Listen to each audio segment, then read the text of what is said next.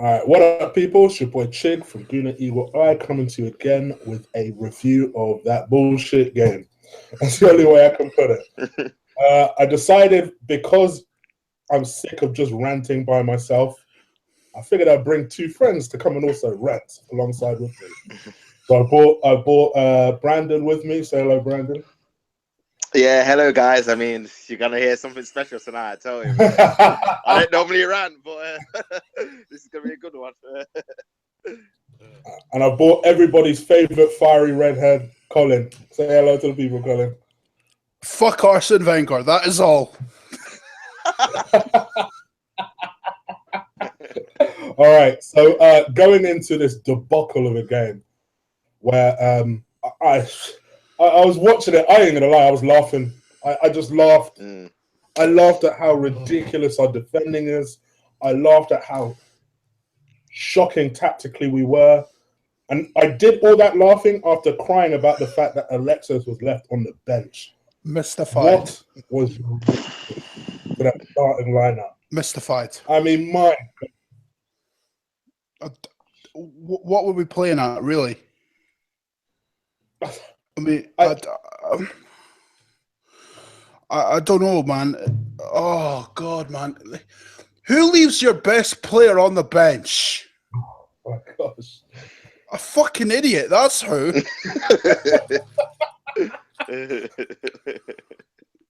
This guy, no. And the funny thing is, I did a preview with a Liverpool fan, right? I didn't even need to look at his Twitter because he messaged me, I think, on the inbox. No, he didn't. Sorry, that was someone else. But I can just imagine he was laughing his head off when he saw that Sanchez, our best player, was on the bench. I don't care what happened with arguments. Yeah. You're going into a game against Liverpool. If you want to start flexing your muscles, maybe leave it for the likes of Burnley and people like that at home. You know? Against Liverpool. Maybe... Leave it for Lincoln. Leave it for Lincoln. Leave it for Lincoln. Yeah. And that's the problem, Chris. Arsene Wenger, he just seems like he's adopted this loser mentality. We're happy to leave our best players on the bench for a key game, but then willing to play him against Sutton, a non-league side. It makes no sense. I just don't understand it. Literally, what kind of idiot moron leaves the top scorer at the time in the league when we need to win the game to somehow fight for top four yet again in another season, and he leaves him on the bench with no injury concerns. Like Collin was saying, I don't care what kind of argument they had or whatever. You play him. Like, you're punishing Sanchez because he wants to win the league. You're literally saying, no, we don't want you to win the league. You should be happy with fourth. And because you're going to argue with us, you're going to be on the bench. It just doesn't make sense. What's happening to my club? This is not the club I used to know. Literally, it's like we've become poor man's version of an Arsenal invincible side. It's absolutely shocking. Mate, we're not even that. We're not even that. We're a banter club. We're a banter club. That's what we are, man. Yeah, absolute meme. I've said it before. I say it again. We're a meme. We're alive. Everyone's laughing at us. You could only laugh at how bad we are, seriously. But no, all joking aside, lads, right? Our defending for the last few months has been nothing short of shambolic. Make no mistake about it. It's not just Saturday. It's been going on for months. Mm-hmm. I mean, think about this, right? If we go 2-0 down against Liverpool, right, with that side, without Alexis, which is a very real possibility that could be the reality next year. Going forward, don't kid yourself. That is a very real possibility. Yeah. If we're like that against a Liverpool side that on paper is not better than our squad, right? What will it be like next season when Klopp has more money to spend, when Mourinho's got more money to spend, when Conte's got more money to spend, when Guardiola, no doubt, is going to bring in world-class talent for City? What's going to happen then? Oh, it's going to get even worse. Without Alexis, we are a mid-table club. Yeah, he is carrying us, and what, he chooses to leave him at the side. I'm sorry, but this was a massive game. Despite the fact that Liverpool were in shocking form. Look, we all know against the big sides, Liverpool turn up regardless of the form they're in. That's the thing with Liverpool. They could get battered 3-1 by Leicester and then just turn up against us and absolutely destroy us. Apart from anything, Klopp's record against Wenger is amazing. I don't know why Wenger hasn't learned from these lessons every time a Klopp team plays Wenger. Exactly. They always win. They always win. It's not just his Liverpool sides, Chris. It's his Dortmund sides as well. In fact,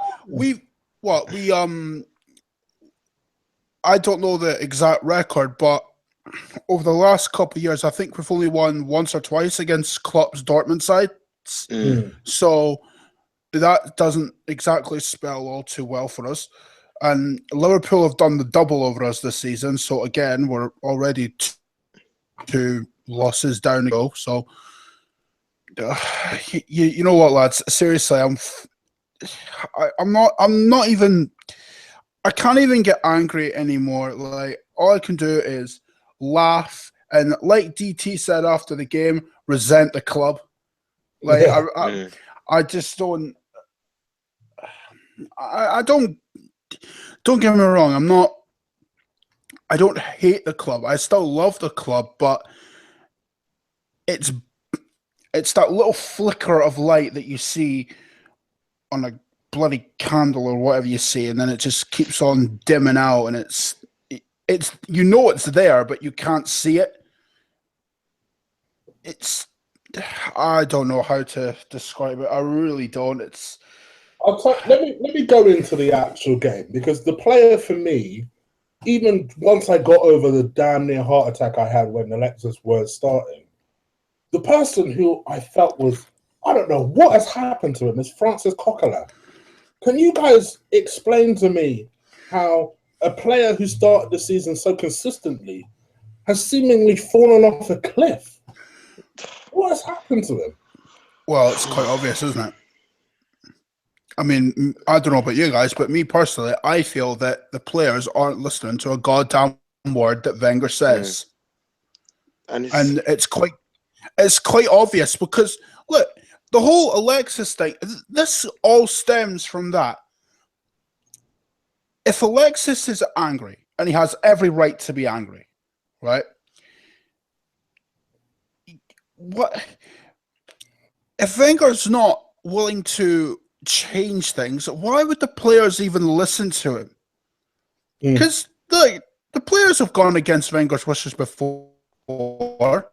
2 years ago, what happened? Oh yeah, we actually won that, didn't we? It's like the players don't listen to him anymore, and when that happens, your job's untenable. So, as far as I'm concerned, Wenger is not the man anymore. Personnel ain't the issue, because we've had different sets of squads, and this is supposedly our best squad that we've had, according to Wenger anyway. But if we can't win the league with the supposed best squad that we have, it's not the personnel, is it? It's the manager. And the thing is, Collin, like, everyone in the squad seems to be out of form at the same time. You look at the team. Exactly. Yeah. Monreal, Xhaka, Coquelin, Staffy, Iwobi, Ozil, all at the same time. They're all out of form. They're all playing terribly. Like, they're not listening to the manager. It's obvious. He's lost the dressing room. They don't care if they win or lose. Like, none of them are putting in good performances. Check, Bellerin, all of them. Like, literally, they didn't want. Could have conceded two. Consistency. Yeah. They don't want that consistent Sanchez. So, yeah, I mean, Czech could have conceded 2 goals at his near post if it hadn't been for the post. Like, true. We all thought we were getting a world-class goalkeeper when we signed him, and now it's like, are we dealing with Manuel Almunia again, for fuck's sake? Oh, I mean, God. At this point, I'd rather David Ospina, but look, like I said, it's not personnel, it's the problem. It's the manager. And don't get it twisted. The board have to take some of the blame as well, because they're part of the problem. If they gave a damn about the club or the fans, they would sack Wenger tomorrow. or at the end of the season, right? But they don't give a damn about the club. They don't give a shit about the fans. So they're not going to do anything. And partly because Wenger put that board together. Yeah. He hired Ivan Gazidis. In what company does a manager hire his own CEO, for God's sake? Ridiculous. He created what I believe is almost like a circle of trust, if you like. And because of that now, the board, like, I honestly believe, don't get me wrong, I don't have a lot of faith in the board about a lot. But if you were able to somehow yank Wenger out of this position and put in an Allegri or someone like that, they'd at least feel more comfortable being able to sack an Allegri, because presumably they would have hired him. Whereas because Wenger, like Collin just said, hired more or less everyone around him, how can they sack him? Just logically, how can they sack him? It's ridiculous. They can't, Chris. That's the thing. And that's why the protest on Tuesday is so important. If the club aren't willing to listen to the fans, then the sponsors will. Because all them sponsors, that's where we get our money from. And that's where we have to hit this board, where it hurts, their wallets. And that's what this protest will do, because the club might not listen, but the sponsors definitely will, because it will also affect their wallets as well as the boards. And companies now don't want to lose out on money that is being generated by, well, a business that the size of Arsenal is, basically. So, like I said, the protest on Tuesday is massive because it's vitally important that everyone gets behind it. Even if you're not entirely sure how it's going to work, just retweet the hashtags. They're on Twitter. Go and retweet them at kickoff and at the kickoff of the second half as well. Just do it. I second. Because the club might not listen, but sponsors will, because that will affect their wallets as well as the board. Brandon, I know that you were particularly upset about the performance on Saturday. If there's one particular thing after Alexis not starting that really upset you about that performance on Saturday, what do you think that would be? For me, it was the first half performance and the tactics. Oh, they were dreadful. The fact that we thought we could play Route 1 football with the kind of players that we have is absolutely appalling. You know, he started Danny Welbeck on the left-hand side. He's not a left winger. He doesn't cross the ball. We started Olivier Giroud up front. Giroud needs crosses. It's not rocket science. Literally, if I set up on FIFA, I know I have to put two wingers if we're going to play Olivier Giroud, because that's the only way he's going to score on there, with headers. This guy's getting paid $8 million a year. He doesn't even know what he's doing. Like, in what world does that work? The thing is, as well, we've not played Route 1 all season. So this he chooses this game. The excuse was so weak. Because don't get me wrong, everything you just said is correct. I've been calling for Welbeck to start more or less for the last 3 or 4 months. Yeah. But to come out with, oh, well, I thought we could play Route 1 football, but you're playing Welbeck on the left. How does that mean that? How does that work? How are you able to get crosses in then? What are you talking about, man? It's lunacy to me. It's utter lunacy. I just don't think he knows anything about tactics. Literally, I just think he was like, well, let me try something different. I'm not really sure what I'm doing, and let's hope it works. But it didn't work, because that was one of the worst performances in that first half I've ever seen. And to be honest, I've seen Liverpool play much better than that in that first half. I've seen them play better. I was going to say, I don't even think they played that well. Yeah, to be fair. They played okay. They played better at the Emirates, to be honest with you, and they butted us. Literally, they should have been more than 2-0 up. I can't understand how can anyone justify this performance or the team selection or the tactics. I just get it. Like, there's no passion in the club or in the players.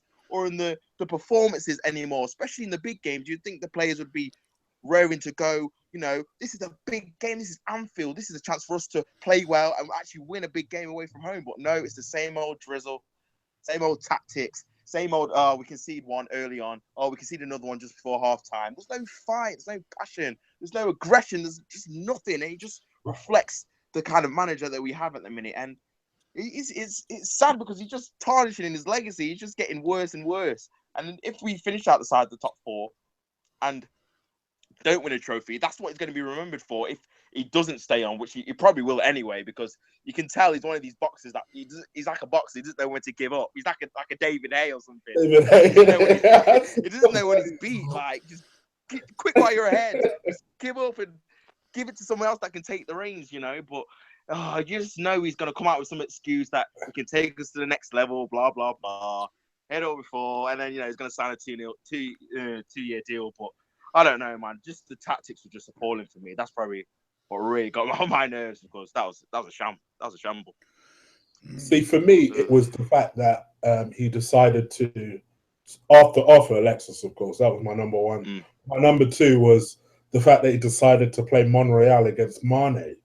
And I'm just thinking to myself, why would you play Monreal against one of the most dangerous attacking players in the league? I mean, let's face it. I would say if you ask every single Arsenal fan, I don't care if you're Wenger in or Wenger out, would you have any Liverpool players? Everybody would say, I'd have Mane. Immediately. Because I know I would. I'd have Mane every single time, because he's so dangerous, he's so tenacious, and then on top of all that, he's so powerful and so quick.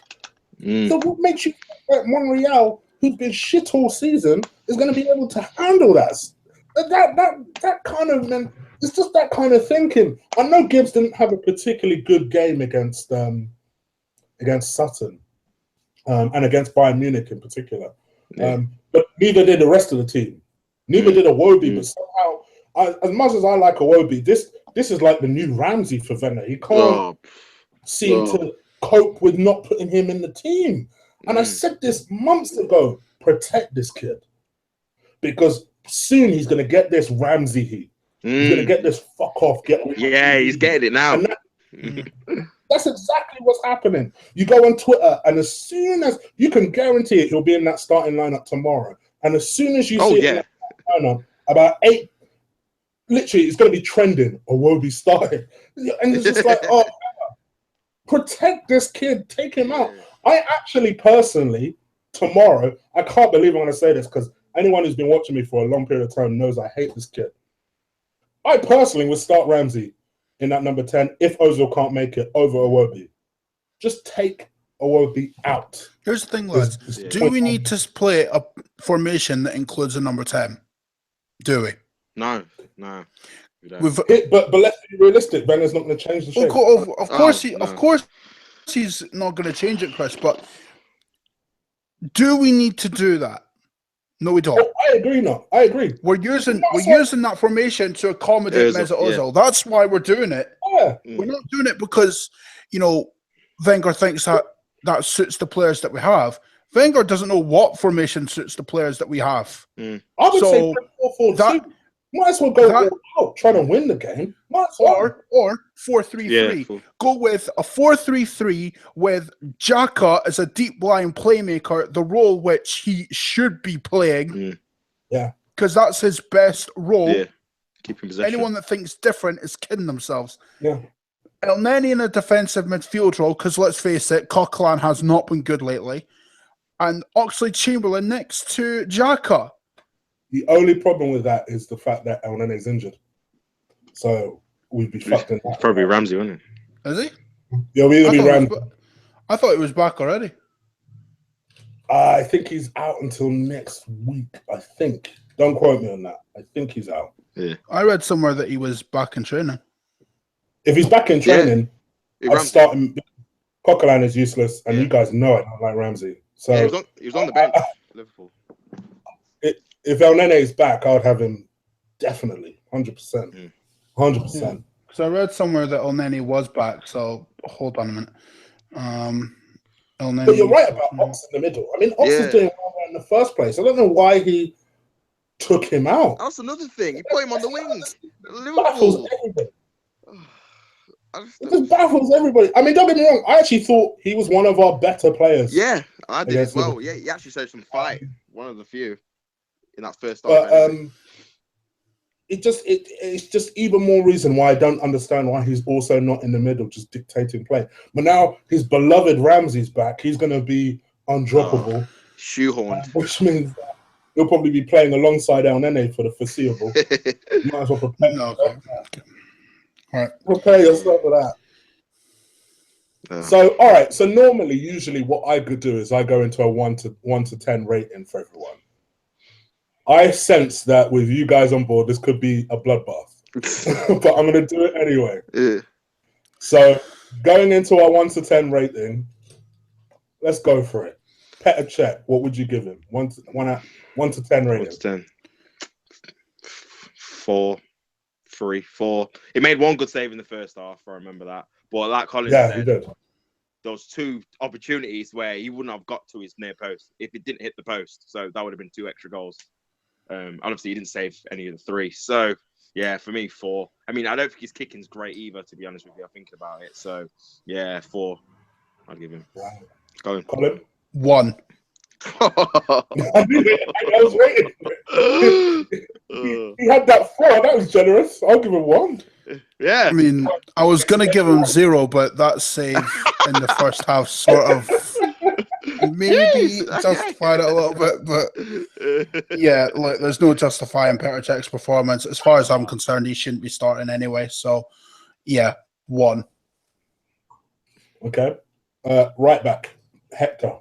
I'll give him 2. I thought he was very poor for the first goal. Poor game. Yeah. He didn't do anything offensively. Normally, he's bombing down the wing, putting in crosses. Didn't put in one decent cross for Giroud. He was feeding off scraps. Very poor for the first goal and the second one. He looked exposed when we were Liverpool were on the counter-attack as well. One of his, probably up there with his performance away against Bournemouth. I thought he was terrible there as well. So, yeah, I'd probably give him 2 out of 10. Collin?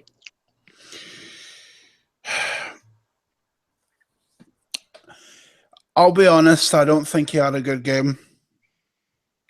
His form's dipped in the last couple of weeks.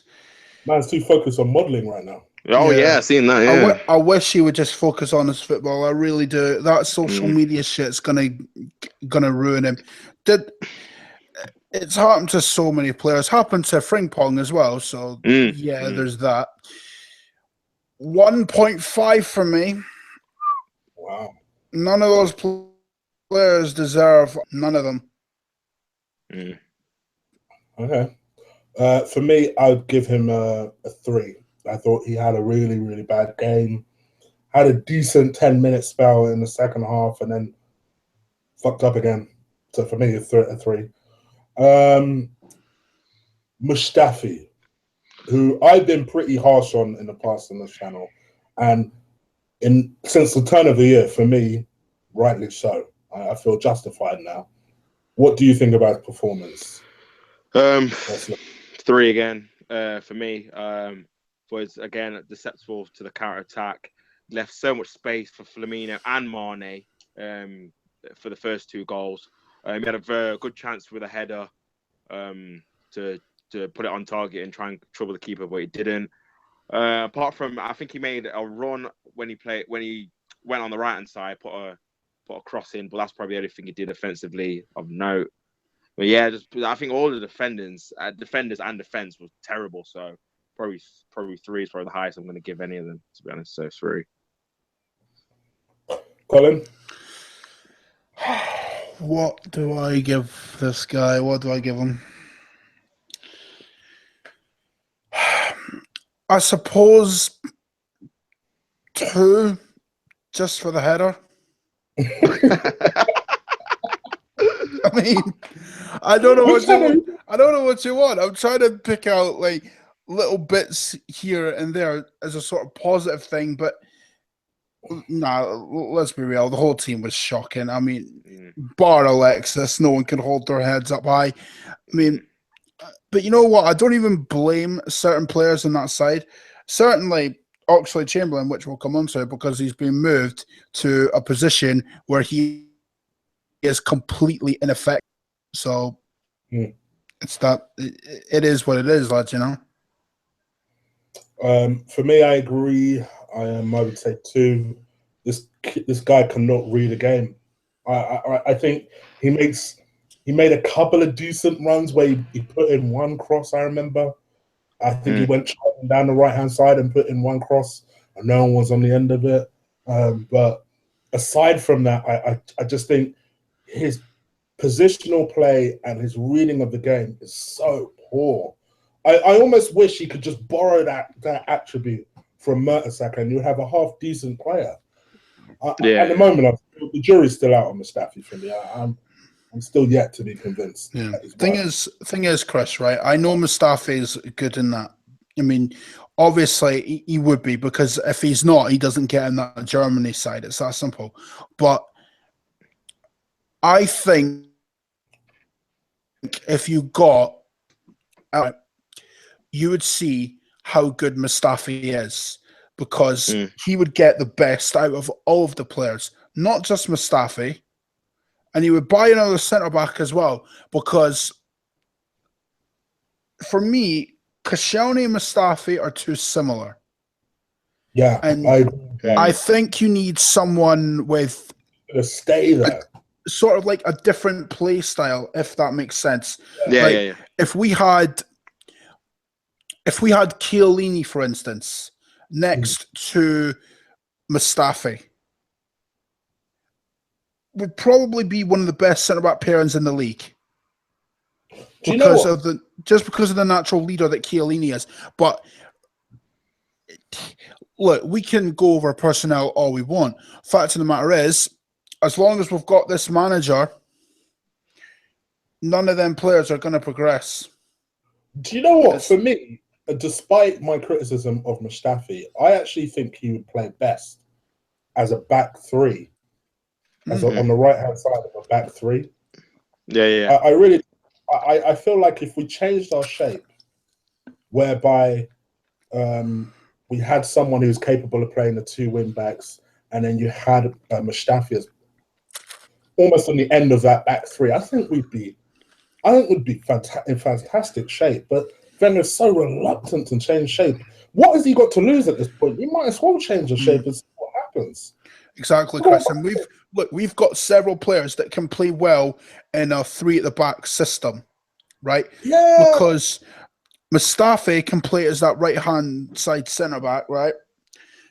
Koscielny is that left hand side, and then we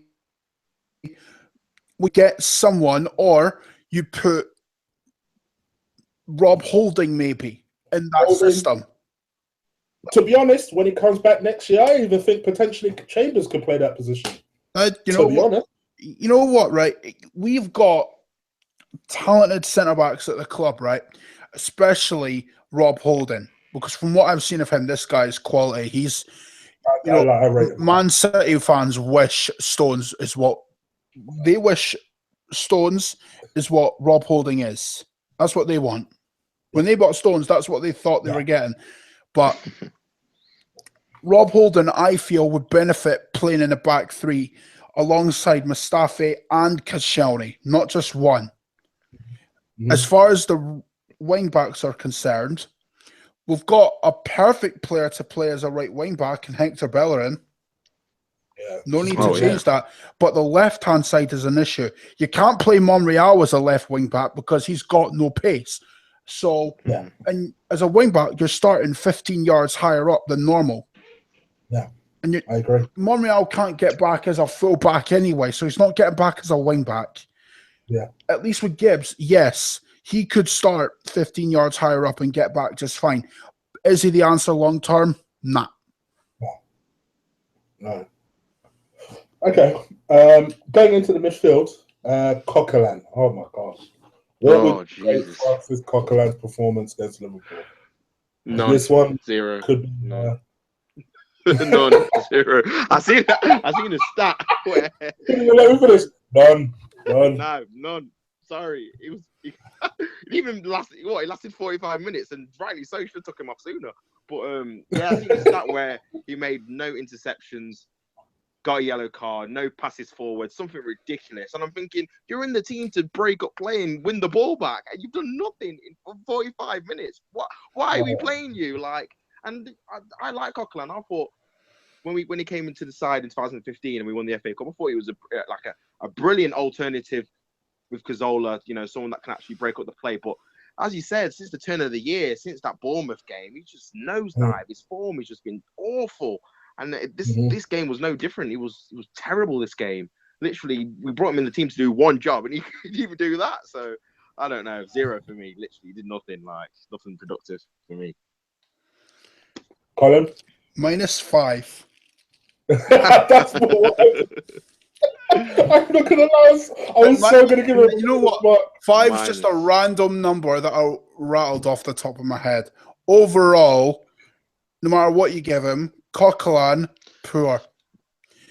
I think we need an upgrade on him. I really do. I mean, don't get me wrong. I love the guy, but if we got an upgrade on him, we needed that in the summer. I was happy with Xhaka. But I said, what would show some ruthlessness from Wenger? What would make me give Wenger another chance is if he said, you know what? I'm having Kante as well. Yeah, if we got Xhaka and Kante, oh my God. Imagine what we were doing. But you know what else, right? It didn't even have to be Kante. We could have got, I don't know, Willem Carvalho from Sporting Lisbon as well. I mean... Don't tell me there aren't upgrades on Coquelin, because there are.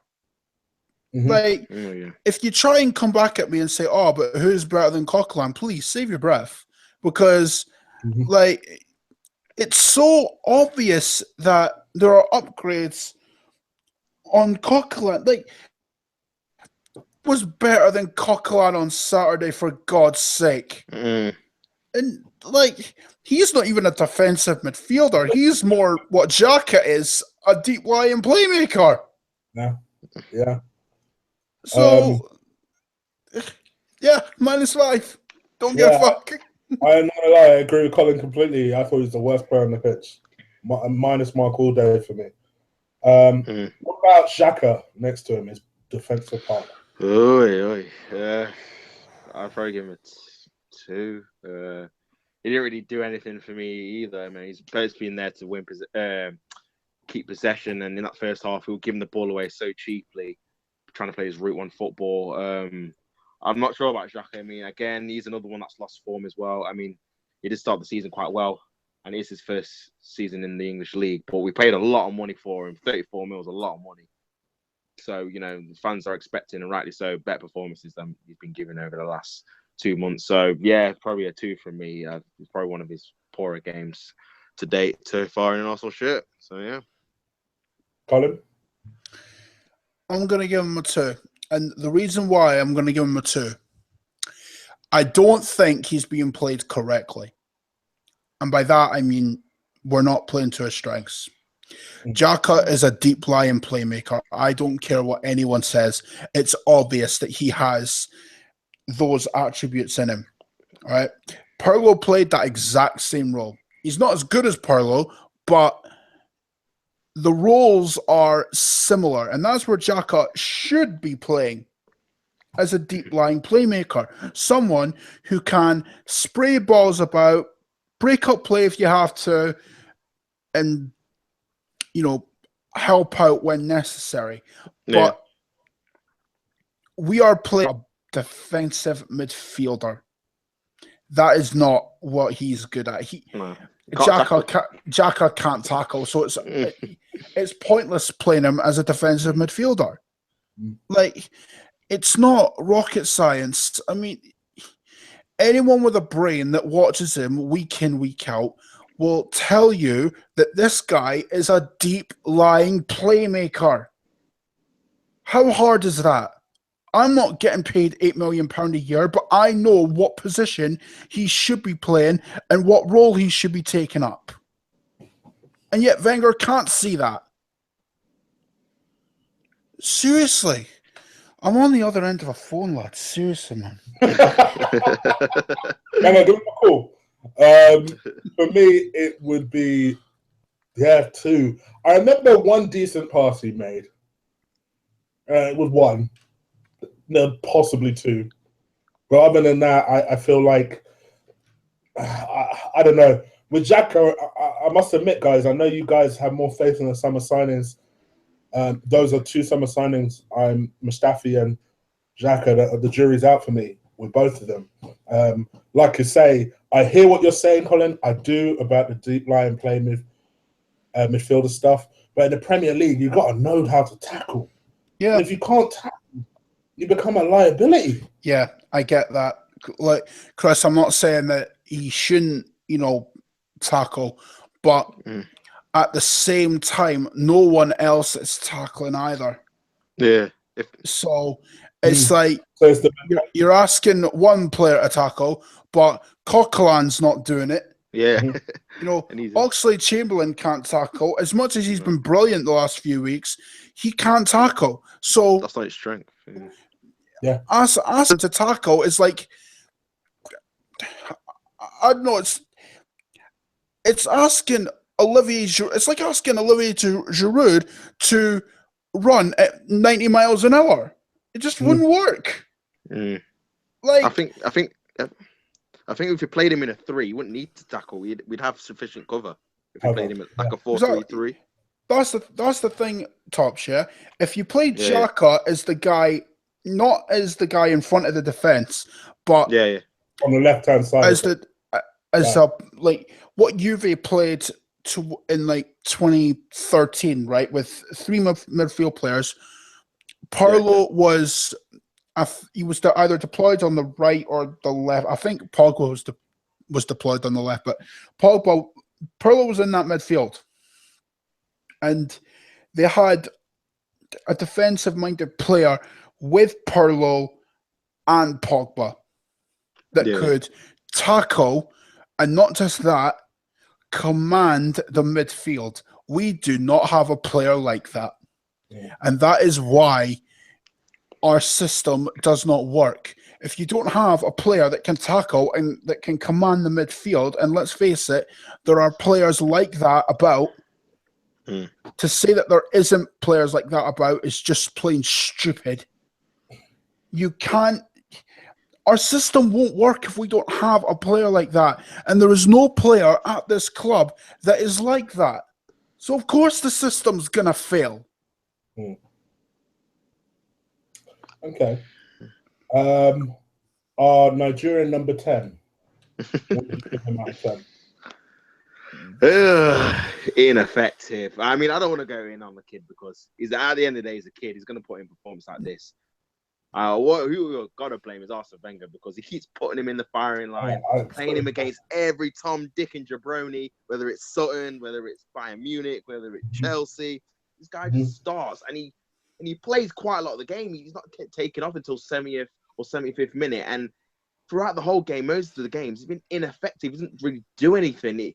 It's like he's not clear of his role, and Arsene Wenger's not clear on his role. If he puts him on the wing, it's not very effective because he doesn't cross. He always wants to dribble. If he puts him in number 10, we play Olivier Giroud, who needs crosses. It just doesn't make sense. Like, I think he's been poorly managed. He needs to be taken out of the team for a while. Brought on. I mean, I remember a game where he came on. I think it was Stoke. He was on the bench. And he came on and he was effective and he scored. When we won 3-1 at the Emirates. And that's the kind of role you should be using him in bit part roles where we might need a bit of energy. And we might need a goal here and there, and he can come on and do something.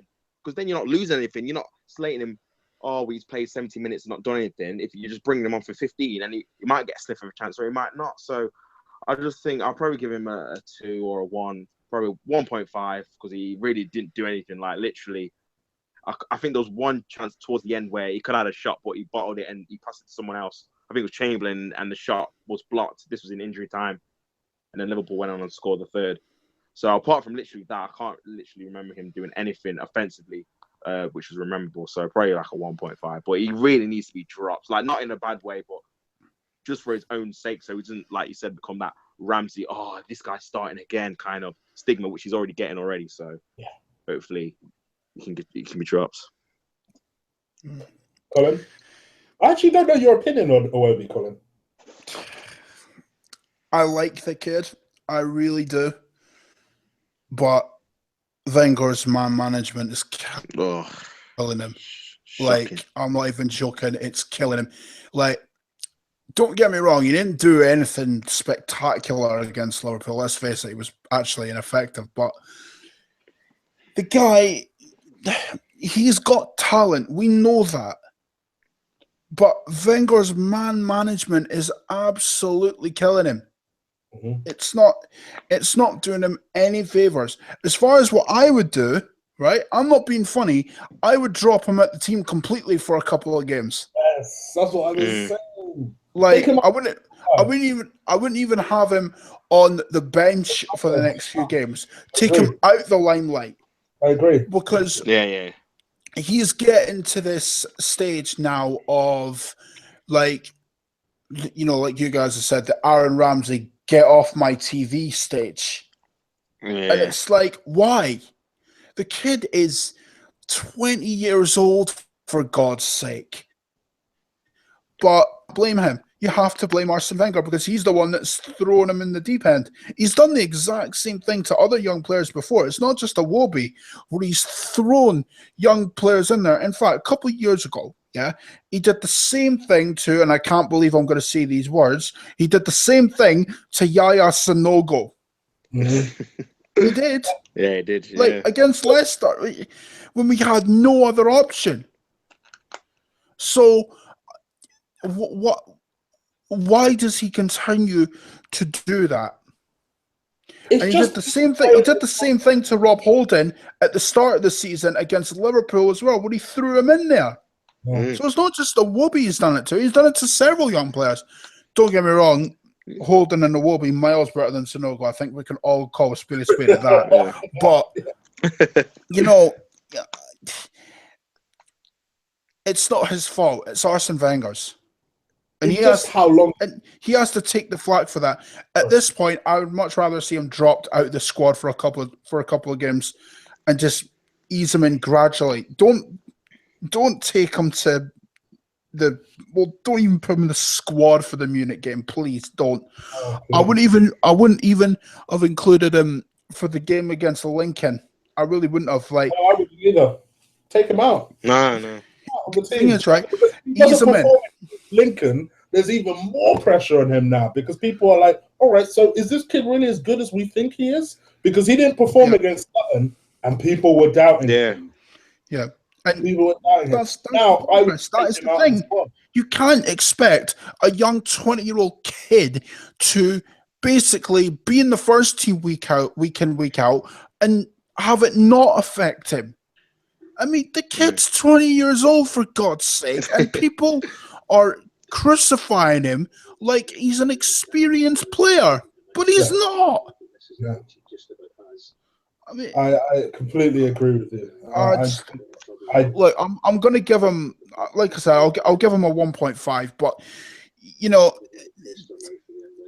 he just needs to be taken out of the team.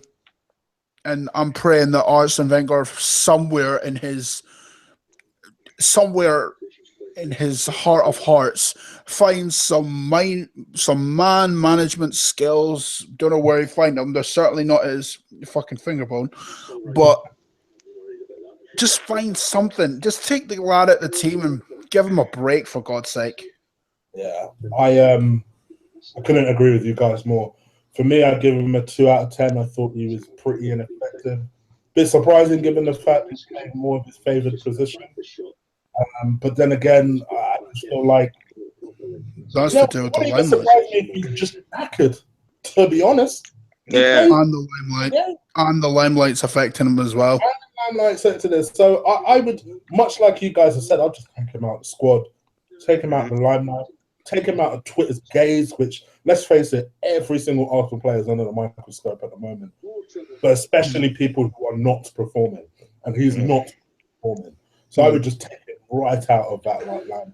The only player that shouldn't come off Twitter at the moment, lads, is actually Chamberlain. We know he's Wenger out, so let's just call it at that.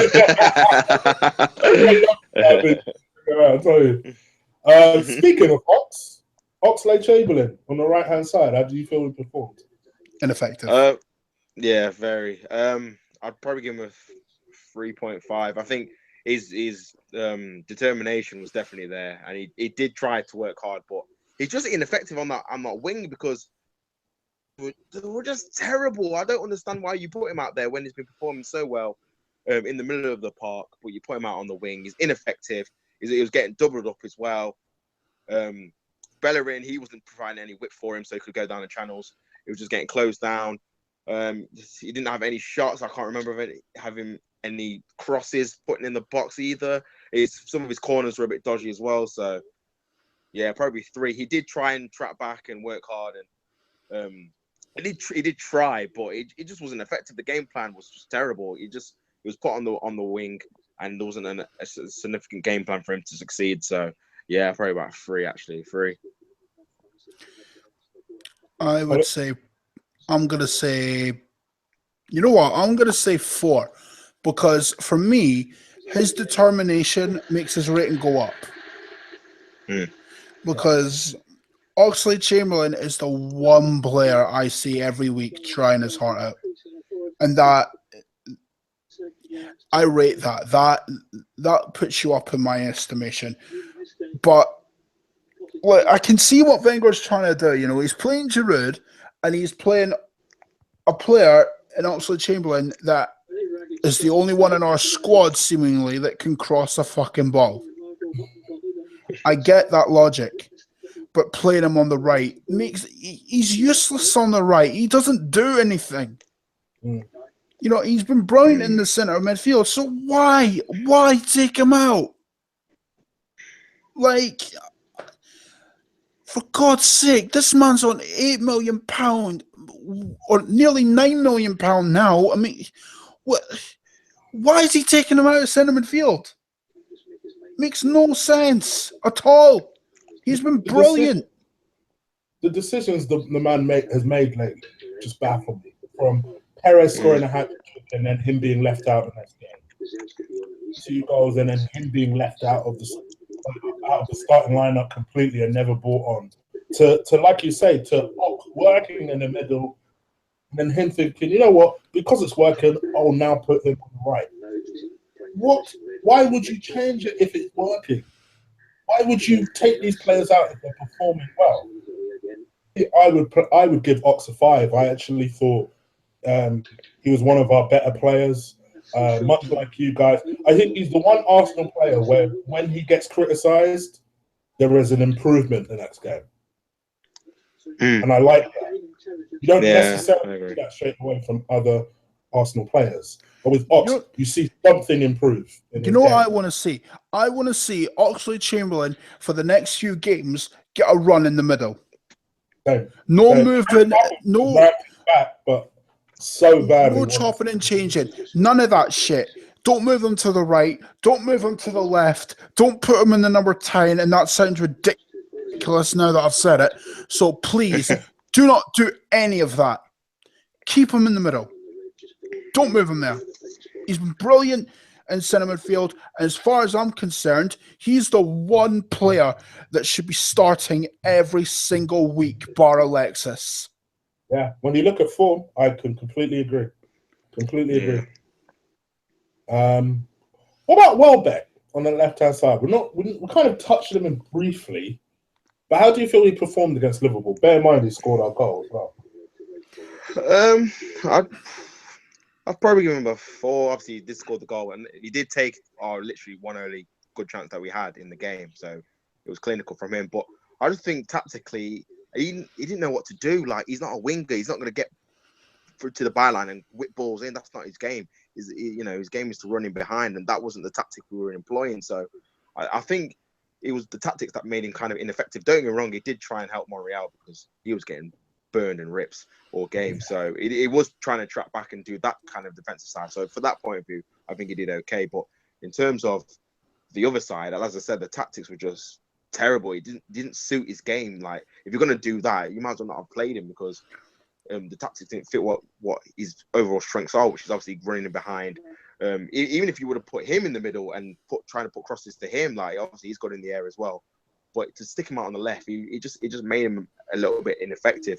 And it was only until Sanchez came on, and he was putting in through balls. That's when he looked effective and scored our goal. So, yeah, I'll probably give him a 4 because he obviously scored our goal. But yeah, in terms of like tactics wise, it was definitely poor management from the manager for me. I actually agree with you. Collin, what do you reckon? You know what? I'm gonna give him a 4. Like Oxlade Chamberlain, I rate the fact that he works hard, but he's not a winger. He's not. And if you wanted to go route 1, here's an idea. Why don't you leave Giroud out and play Welbeck as a striker? Yeah. Yeah, I completely agree with that. I don't understand. Like, because the thing about Welbeck, this is the best thing about Welbeck, yeah? He's got the attributes of Giroud in terms of his hold-up, but he's also got the attributes that, well, not the ability that Alexis has, but the attributes of Alexis where he can run in behind. Yeah. Minus the finishing ability, yeah, but overall, the two attributes that Alexis have and Giroud have, Welbeck's. So why not play him as a centre forward if you're going to play route 1? Why not? And we've not played route 1 all season. So why are we doing that now in the biggest game of the season? Like, I'm baffled by this. I mean, I'm sorry. Nah, this manager's fucking finished. Seriously, lads. I'm trying to maintain my cool here, but there's only so much that I can take as a fan when he's constantly pissing me off, and he's taking the piss out of all of us every single fucking week. Let me play devil's advocate with you. Let me play AKB. Oh, but oh no. Oh, you guys don't be Jack, Chris. Please don't be Jack. God, you guys have been criticizing Wenger all season, and now that he changes his tactic, you want to criticize him again. But it's the wrong. It's the wrong one. But it didn't work. It's irrelevant. All right, lads. First of all, tactic was the wrong one. So he shouldn't be going one in the first place. Secondly, he got the lineup completely wrong. Completely wrong. Yeah. If you play any system in a big game, you start your best players. It's not rocket science, is it? Like, and even if you were going to leave it Alexis, for God's sake, like I said before, play Welbeck up front. Because at least you got attributes of Giroud and Alexis there. So you can go along with that. Yeah, he doesn't have the finishing ability of Alexis, but the attributes are there. So, in essence, yeah, you could go with that. But you know, I'm gonna go off on these AKBs now because you know, I know DT did earlier on last night, but you know what? These guys, what they have, their opinions are not opinions. Because when they cross the line of straight up delusional fuckery, right? Then it's just, they're not opinions anymore. Because they're letting sentiment triumph over common sense and logic. You know, look, I might want Wenger out, but if he does something right, I'll praise him. Yeah. And you guys know this because you guys know this because we've been on shows several times, the three of us, yeah? How many times have I praised Wenger when he's done something right? Yeah. You'd be mad not to. It'd be madness. That's the thing. That for me, I don't often go in on AKBs, but what I don't understand about AKBs is this. Generally, most people can see good and bad. When something good happens, people praise it. When something bad happens, people criticize it. When Wenger out sees something good, I am yet to see somebody say, oh, well, Wenger never deserves any praise for that. I've seen DT give Wenger 11 out of 10 before. And he's one of the that was the season as well. Right, that was this season. And that was when we topped the group as well. So yeah. What you never see from AKBs, and that's why people laugh at them. That's why people criticize them. That's why people don't respect them. Is they can't bear the notion, the idea that Wenger has tactically got something incorrect. Yeah. And another thing that I'm going to go off on, right? Don't get me wrong, I have no issue with Jack whatsoever. None. Right? I've never talked to the guy. I've never even interacted with the guy, but he comes across as a nice guy, to be fair, even if his opinions cross the line of delusion. But when you have a video removed, and I'm going off speculation here. I don't know if this is 100% accurate. It was disgusting. Let's put it that way. Really? But the video that I did, I was also, for those of you watching, I was on Arsenal Fan TV yesterday. If you noticed that video is now not on Arsenal Fan TV now, and that's because there's speculation that somebody had that removed. But go on, Colin. Carry on. Yeah. Basically, if that is true, I know the video has been taken down, but if Jack and his sort of people had anything to do with that, that shows they cannot handle other people's opinion. It's all well and good wanting Wenger to stay and all that. I don't have an issue with that. If you want Wenger to stay, that's your opinion and you're entitled to it. But when you can't handle someone else's opinion because it's not what you say, that shows two things. One, you are just as stubborn as Wenger is. And two, you shut yourself off inside this little bubble where you only hear what you want to hear. Right? That is why I will listen to anybody. Just not if their opinions cross the line of stupidity or abusive, but if they're logical in what they say and they have a valid argument to which I can see, and I always go into things with an open mind. And Chris will tell you this because we don't always agree on everything. We actually have little debates here and there about it. But if at any point Chris presents a logical argument to me and I can see that he's trying to do that, I will have an open mind about it and listen to what he says. But if you cross the line of stupidity and you can't listen to someone else's opinion because you're too stubborn to see otherwise, then you're no better than Arsene Wenger. That's the easiest way of putting Okay. it. Let's bang these last four out because we're going to do this up as well. Giroud, what would you give him out of 10? I'll probably give him 3.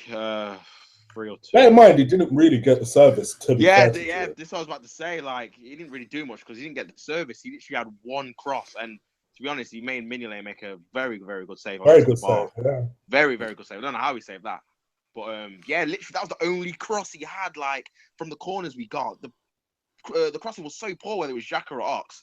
And that's the one reason we brought him in the team for him to score headers. And we give him one in the whole game. Yeah. It's absolutely shocking stuff. But I'm not going to be honest with you, there's been the stigma about Giroud and stuff like that. But to be honest, the way I look at it is you see a guy like someone like Llorente who is literally banging headers for fun because he's getting the crosses. Like I've seen the stat where Swansea had 34 crosses in that game, and he's getting the service, and that's what Giroud could do. Giroud is just as good in the air as Llorente, but Llorente is getting the service. Giroud doesn't. We never cross the ball to him. We cross it maybe once or twice a game, and that's not good enough. He could be getting 2 or 3 headers a game, scoring them if we crossed it consistently, but we don't. So for Giroud, we need to play to his strengths if we're going to play him, or just don't play him at all. because he's literally ineffective. Yeah, exactly. So yeah, I'd probably give him a 3, literally for that header. But he was so poorly used and ineffective because of the tactics. So yeah, 3 for me. I'd also give him a 3. Collin? I'd say 2.5, and that's only because he's not getting the service. But on the Llorente point, and I'm going to go back to his Juventus days about this, right? Conte is the one that brought him there, right? And why is that? Because Conte's systems cross the ball. And he played in a 2 with Carlos Tevez. It's not rocket science, is it? Seriously, you play Llorente up front on his own, he'll struggle at the best of times. But you play him next to another striker that is different to what he is, and Carlos Tevez, Llorente will look like a world beater. And Swansea are doing what you should be doing with Llorente, cross the fucking ball. We don't do that with Giroud. In fact, we don't do two things that would actually help Giroud more, actually. We don't cross the ball enough. And even if we do, we don't do it well. Yeah. And secondly, we don't play him in a 2. Yeah. Like Giroud, he's good, but is he effective on his own? No. Like if you played him next to Alexis, I guarantee you he would get 20 goals because he's getting the service. Yeah. But we're not doing that, and that is what is frustrating. Don't get me wrong, I've slated Giroud many times just because his shooting's been shit. But that's justified. That's justified. I'm allowed to slate a player who is not scoring goals and went on such a barren run of not scoring last season. I can do that. But I'll never forget that because that is just horrible. That is a horrible stat. But when you're not getting the service, I'm not exactly gonna lay into you, am I? No. No, it doesn't work like that, you know? You have to look at it this way. If Giroud played next to Alexis, right, he was still not playing well. We'd probably lynch into him, right? Because we're trying a new system and it's clearly not working. So, yeah, in that sense, if that happened, you could do that. But how do we know it's not going to get the best out of him when we've never tried it? You know, we saw what playing 2 up front with Giroud can do at the Euros. I mean, look at his partnership with Griezmann, for God's sake. I mean, if we can do that with Alexis, and funnily enough, one of our greatest strikers of all time, Thierry Henry, actually come out and said this on national television. Yeah. So, I'm not the only one saying it. You don't want to listen to me? Fine. Listen to Thierry Henry then. Yeah. Okay. Let's go through the subs. Theo Walcott. 1, 2, 1. To be fair, he didn't really have enough time to do anything, really. Only that. As per usual, Ronnie made. 4th minute. Like, it's not enough time. Like, you're giving these guys 15, 20 minutes. It takes them like 10 minutes just to get a touch. Never mind, didn't do anything useful. Yeah, it's a very slow starter, so Yeah, literally, seriously, like, you got to give him a bit more time than that. But yeah, he didn't really do anything because he didn't have enough time, to be honest, so can't really do anything. So like 3 or something. 2, 3. In terms of Theo, I would say 3 as well. But in terms of all the subs, and I'm going to put this as blunt as I possibly can. The right players came on, the wrong people came off. Yeah. It's that simple. You don't take off Danny Welbeck. He scored our goal, for God's sake. If he can score us a goal to put us 2-1, to get us to 2-1 and get us back in the game potentially, why can't he score another and make it 2-2? You know? Yeah. I mean, if anything, take Iwobi off. You know? Yeah, he should have done. Take Iwobi off, put Lucas on, bang, there you go. mind you, I agree with Alexis for Collin. I will say that. That's the one sub we can all agree on.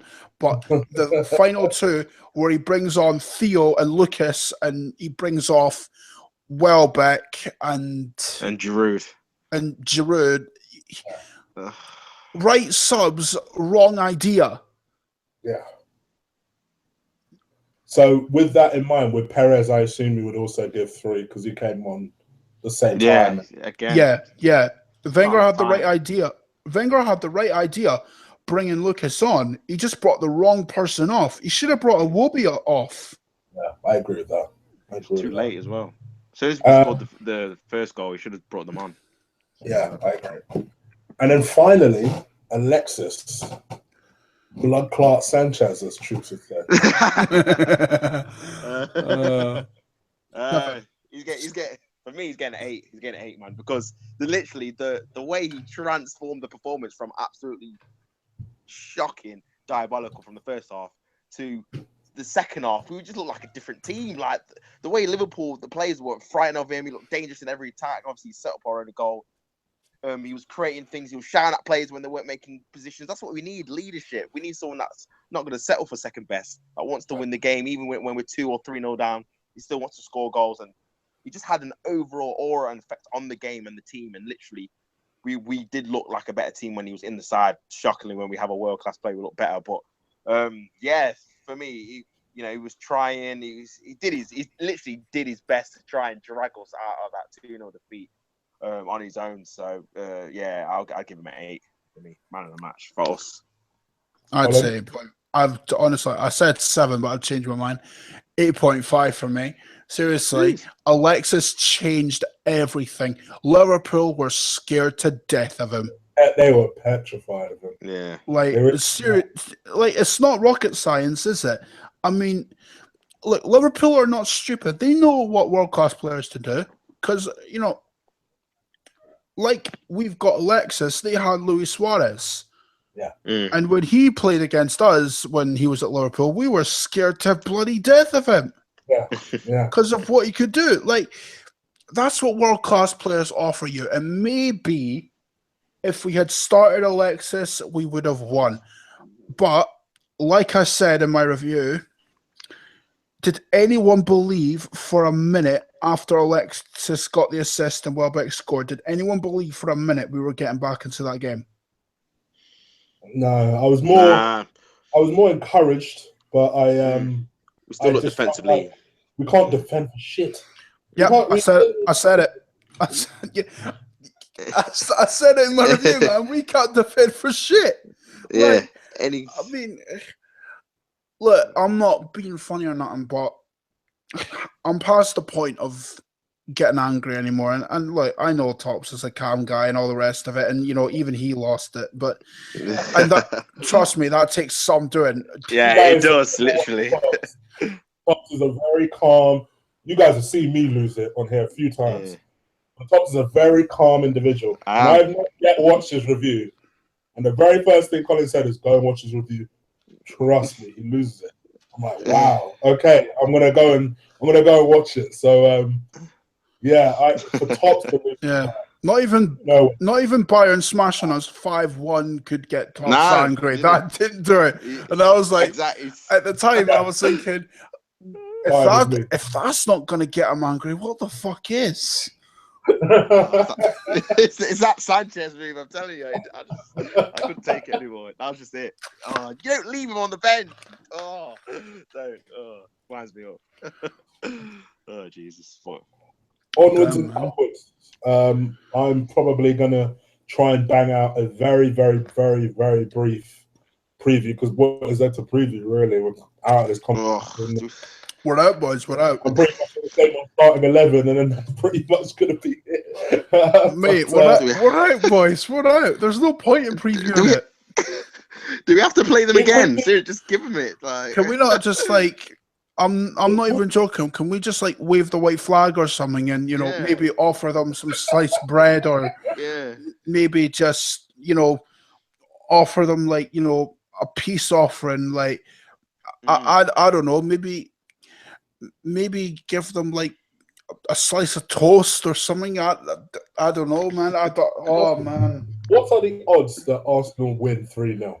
That's the source. We've got to win 4-0, actually, Chris. But, I know. 3-0, though, because that's the type of... That's what Arsenal do. Yeah, that's what we do, innit? It won't surprise me. And even if we do win, even if we do win, what will happen is, after we go out the Champions League, because this happens every single year, we'll probably sulk for a couple of weeks. And you know what will happen? We'll go out to Bayern, right? We'll then lose to Lincoln probably, because we'll probably end up sulking for a couple of weeks. And then we'll probably end up going on another losing run, which will inevitably see us drop down to 6th or 7th. We're 5th already, so... Exactly. What I'm hoping is that we can go and win the game, not because I believe we have any chance of coming back into the tie, but more we need something to kickstart the rest of our season. Regardless of whether you think we're out of everything or not, I hate seeing Arsenal lose. Even if there's nothing on the line, it always bars me inside whenever Arsenal lose. And I just want us, if for nothing else, if this is Wenger's last few months, even as much as I hate some of the decisions this man makes, he deserves, and we deserve, quite frankly, a better finish than this. So we do.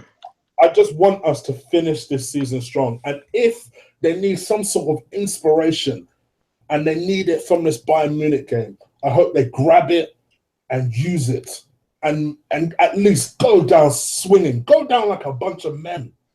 Instead of going down waiting to bend over and take it. Yeah. As we've been taking it the entire season. I wish we'd refuse tomorrow and say, you know what? You're going to have to kill us if you want this. If you want to beat us here. If you want to beat us here, you're going to have to kill us.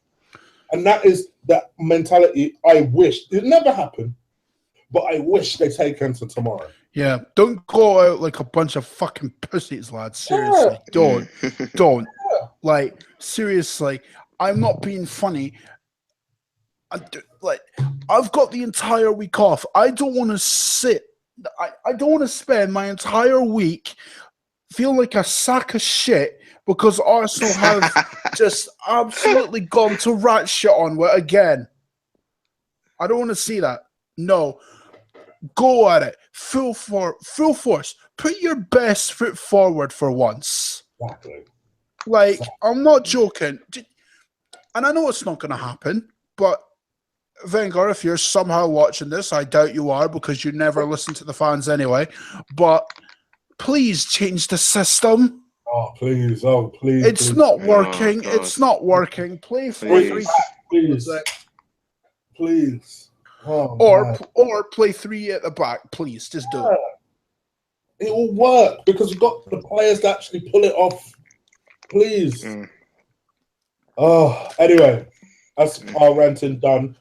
Guys, let the people know where they can find you because I always get this question every time you guys appear on this thing. So let them know where they can find you. Anyone gets it, man. You can find me on Brandon Tops. That's my personal Twitter.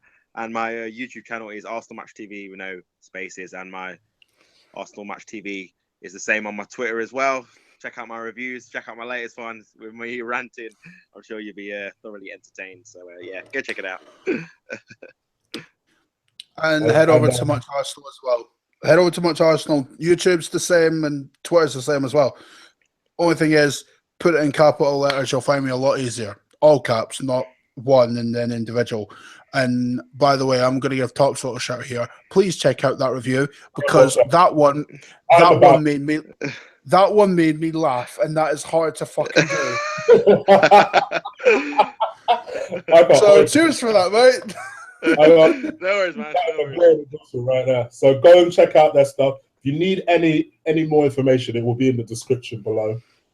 And also, you guys can follow me at Colossal Chick. And if you're listening to me for the first time, I don't even know what you're doing. Just hit that subscribe button. Hit that subscribe button. All right, I'm out of here. Like I said, I may do a preview. I ain't decided yet, to be perfectly honest. So if you see it up, you see it up. If not, it definitely will be a review after the what I'm hoping won't be a massacre tomorrow. But don't hold your breath, boys. I'm gonna get out of this. So I'm gonna leave you guys to it in the audience. Goodbye from me. Goodbye from Collin. Goodbye from Tops.